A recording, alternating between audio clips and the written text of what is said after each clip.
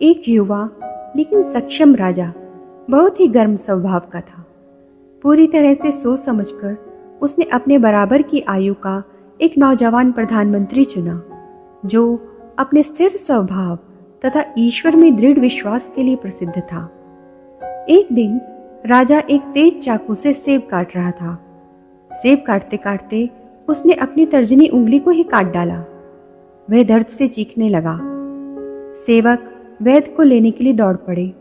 जिस समय घाव की देखभाल हो रही थी, उस समय प्रधानमंत्री ने टिप्पणी की, कृपया धैर्य रखिए, आप शीघ्र ही ठीक हो जाएंगे। ईश्वर जो कुछ भी करता है वह हमारे भले के लिए ही होता है।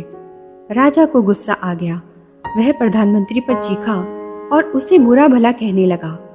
क्रोध में उसने आदेश दिया कि इसे जेल में बंद कर दिया जाए। समय गुजरता गया और राजा का जख्म ठीक हो गया। एक दिन राजा अपने कुछ साथियों के साथ शिकार के लिए गया।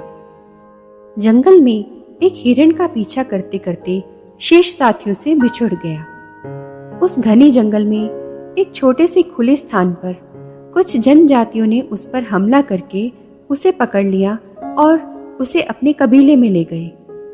वहां उनके आराध्य देव की वेदी पर एक आदमी की बलि देने का वार्षिक समारोह चल रहा था। सुंदर और युवा राजा को बलि हेतु देखकर हर कोई प्रसन्न था। उसमें उन्हें अपने आने वाले वर्ष हेतु सौभाग्य का चिन्ह दिखाई दिया। राजा को बलि के खंबे पर लाया गया। इसके पहले कि उसका सिर बलि वेदी पर रखा जाए, जनजाति का मुख्य पुजारी उसका निरीक्षण करने आया, लेकिन उसकी कटी उंगली देखकर उसने राजा को भेंट के रूप में अस्वीकार कर दिया, क्योंकि आदमी की थोड़ी सी विकलांगता भी उस जाति पर कहर की वर्षा कर सकती थी। अतः उन्होंने राजा को छोड़ दिया। कई दिनों तक भटकने के बाद राजा अपनी राजधानी पहुंचा। सारे समय वह अपने प्रधानमंत्री के शब्दों को कि ईश्वर जो कुछ भी करता है वह हमारे भले के लिए ही होता है, ये सोचता रहा। यदि उसकी उंगली कटी ना होती तो निश्चित ही उसकी बलि चढ़ा दी गई होती।